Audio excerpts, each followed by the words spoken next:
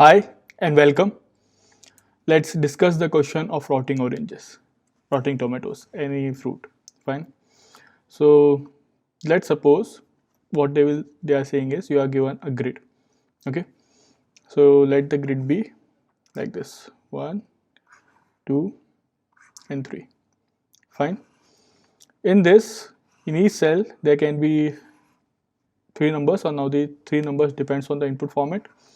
Let's say that 0 is representing no orange. Okay, it is empty. 1 is representing a fresh orange. Okay, and 2 is representing a rotten orange. Fine. So suppose it is something like this: 2 1 1 1 0 1 here, then 0 here, 1 here, and 1 here, something like this.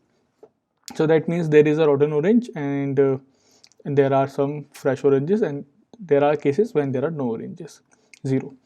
So now what they are saying is, at every minute or every second, depends on the question, and every 1 unit of time, a rotten orange, okay, what he will do, he will infect, let's say, the fresh oranges that are adjacent to it.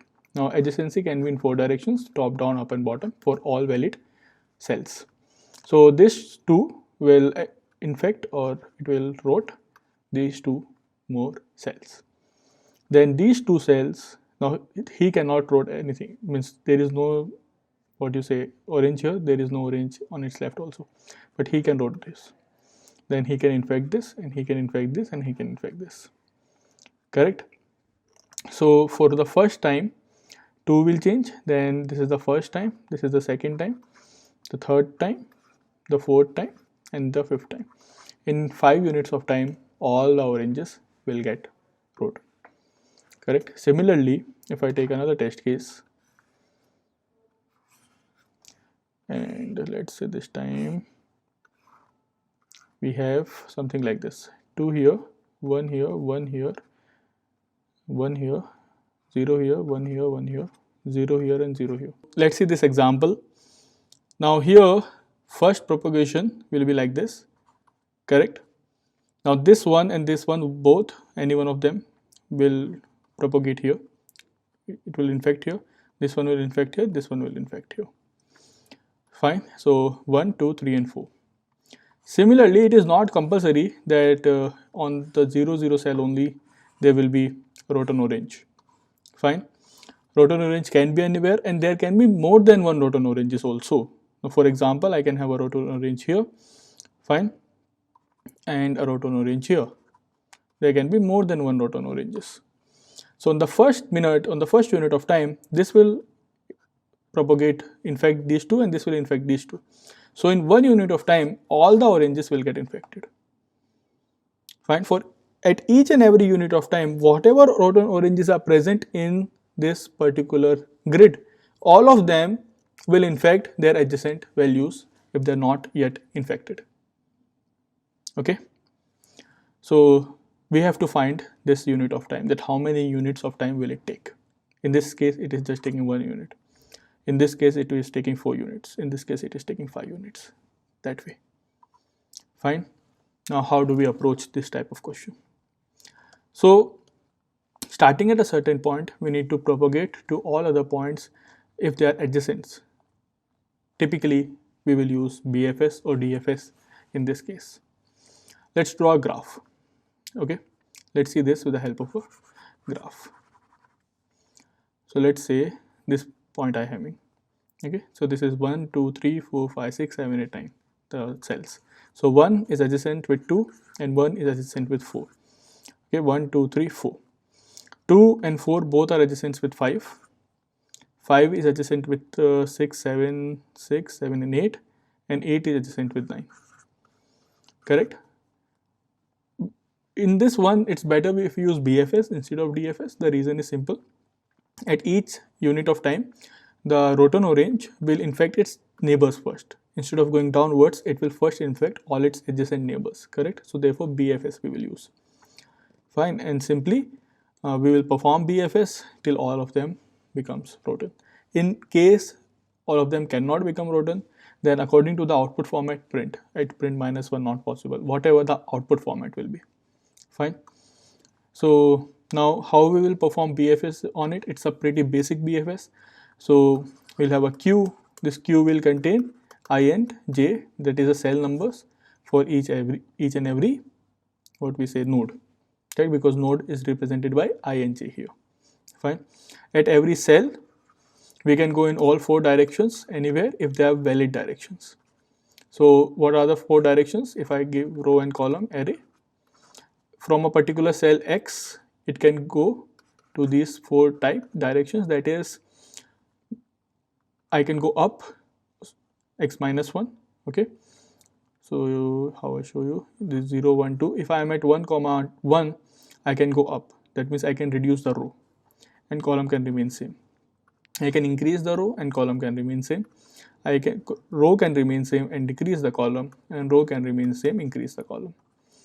Fine. So at any particular cell I have these 4 choices. So if suppose I am at cell 3 comma 2, so I have 4 choices. The first choice is 3 minus 1 2 minus 0, 2 plus 0. Second choice is 3 plus 1 and 2 plus 0. Third choice is 3 plus 0 and 2 minus 1, and fourth choice is 3 plus 0 and 2 plus 1.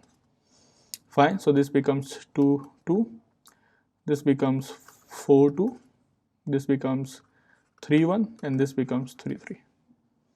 Fine. So at 3 and 2 I can go in all these 4 directions. This is up, this is bottom, this is left, and this is right. Okay. And whenever we go to a new cell, we first need to check obviously whether it is a valid cell or not. What do I mean by valid cell? It should be inside the boundaries, correct? If I have n rows and n columns, in that case whatever I and j I am getting, they should be inside the boundaries. I should be greater than equal to 0, it should be less than n. Similarly j should be greater than equal to 0, it should be less than m. Also, if I am visiting a node, I do not have to visit it again, it will become rotten if it is 1, correct? So we have to create a visited array for this. For each cell we will have a visited array now, that it is visited or not visited. So this is a valid position, and now we will also check that it is not visited. Cell is not visited, only and only then we will visit. Also, if it is 0, then there is no need to go to it. If it is 2, there is no need to go to it. Okay, the value inside the cell should be 1 so that it can be infected. So if all these conditions are true, in that case this cell is a valid cell. So in that case we will make its visited as true. Fine, since it is a valid cell, and we will include inside our queue I and j, its positions. And this will go on for all 4 directions. So a loop running just 4 times. And obviously there will be an outer loop running for queue is empty or not. Fine. There is a twist here, a small twist. And the twist being, if I am just telling you that there is an outer loop running for queue is empty or not, and then for this particular I and j what it is giving me, q dot top, q dot front, I am running a loop for all 4 directions, it's fine if in the beginning, means it was only one single roton we have to consider.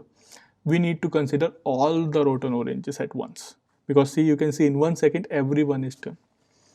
So what is going to happen is simply that for the number of queue elements present inside the queue, fine, that many times a loop will be running.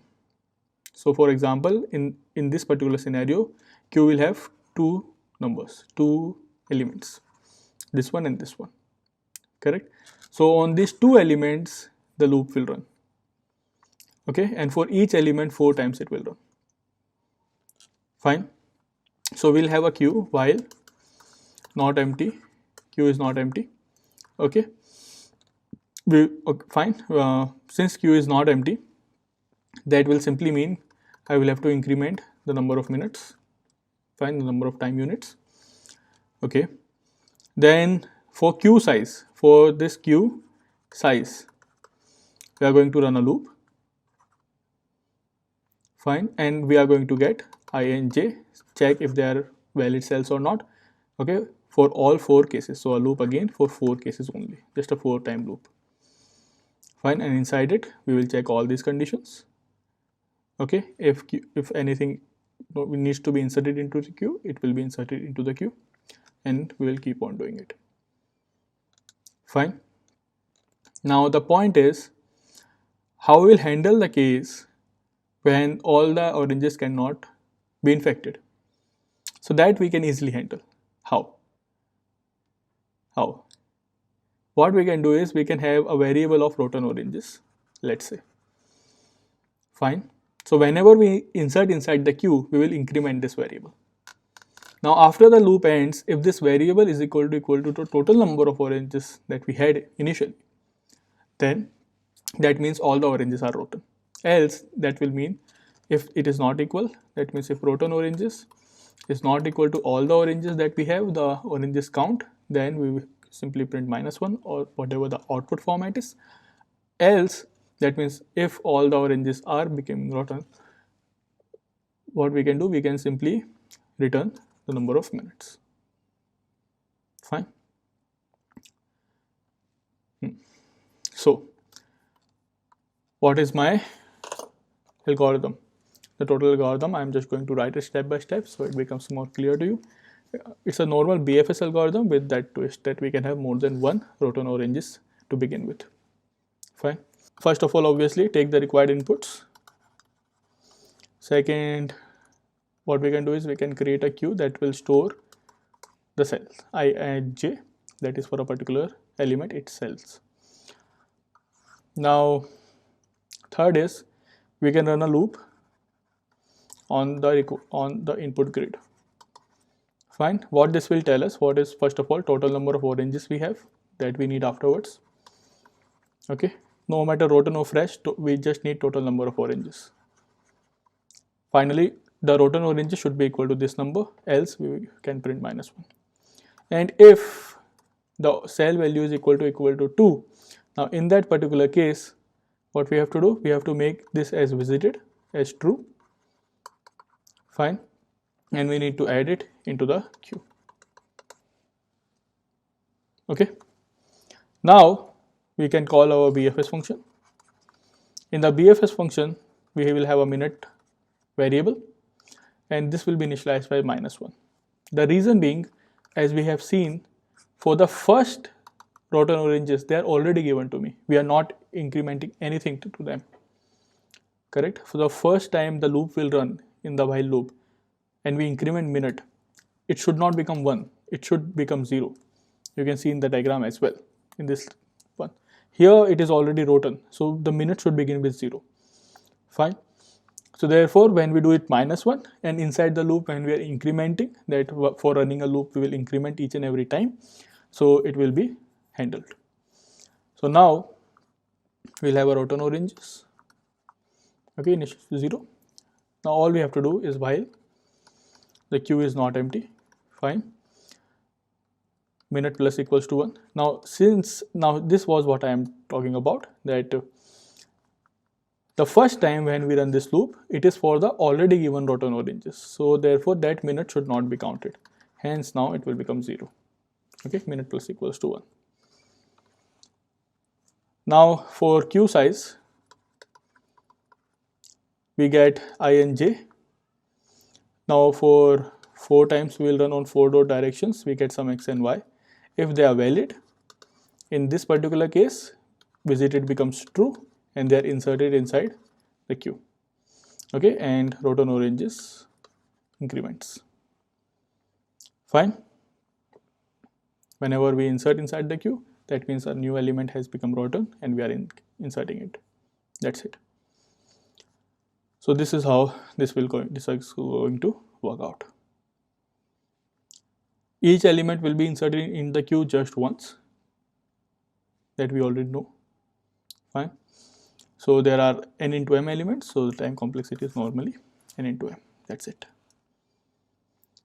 Since each element can be inserted and removed just once, this is just a 4-time loop, nothing else.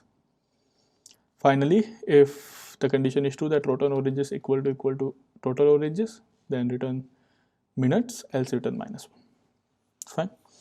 So that is the what you we say algorithm to solve this particular question. I hope you have understood it. Just a small extra case is there. Rest everything is a typical grid question, in which we can use BFS or DFS. Okay. Try to implement it on your own first, and then see the implementation. Let's look at the implementation. So till now nothing much has been done. Only the basic inputs are taken. 2D array is created, passing it into row and oranges function. Row and column and visited array are global. Fine. So these are for direction, and this is visited. You know about it. Let's start with the logic. So we will create a queue of pairs, obviously. Fine. Let's name it queue. Now we have the total count. Let's say it equals to 0. Now if my matrix is empty, so in that case we can simply return 0 from here. Visited we will make false initially. Okay. False. Size of visited. Then for we'll run the loop on our matrix size and cross M loop, nothing else, to know the total number of oranges and to know the starting oranges which are written already. Fine. A less than matrix 0 dot size j plus plus. If matrix I j equal to 1, that means it is a fresh orange. We can simply do total count plus plus. Fine. Else if matrix of I and j equal to 2, so here also we will do total count plus plus, but also we need to add it into our queue. Fine. Also visited will become true and add it into the queue. Queue dot push make pair I and j. Fine. Pop push. So what will be the next thing? Now we have a total count of oranges. We have in the queue the initial row and oranges. Fine. If the total count equal to 0, in that case simply return a 0. Fine. Else simply call BFS function. Return BFS, pass queue into it, pass total count into it, and pass the matrix into it. Fine. Let's implement this BFS function. In BFS we have a queue pair int comma int queue. Then we have a total count variable, and we have a vector of vector int matrix. Fine. Let's implement this function now. So first of all, int minute equals to -1, int row and oranges equals to 0 right now, while queue is empty false, minute plus equals to 1. Now what you can do is row and oranges can be simply added here, that queue dot size. Fine. And this size can also be like we can write it like this, size equals to queue dot size and this size here. This you can do, or you can increment it one by one, that is your choice. Now for int I equals to 0, I less than size, I plus plus, int row is q dot front dot first element, and column is q dot front dot second element. Fine. Q dot pop. Now a loop will run for 4 times for all the directions. So for int d equals to 0, d less than 4, d plus plus, int x equals to row plus r of d, and int y equals to column plus c of d. Fine. So we get one of our that candidate next cell. We just need to check if it is valid or not. So if x is greater than equal to 0, fine, and x is less than matrix dot size less than, yeah, and y is greater than equal to 0, and y is less than matrix 0 of size. Also visited of x and y should be false. Also one more case, that matrix of x and y should be 1. Okay, so if the matrix of x and y is 0, we are simply going to continue it. Fine. And sorry, if it is not equal to 0, then continue. Okay, if it is equal to 0, then simply we will not do anything and will go up. Fine. We will make visited of x and y as true, and q dot push make pair x and y. Fine. So this is the implementation, guys.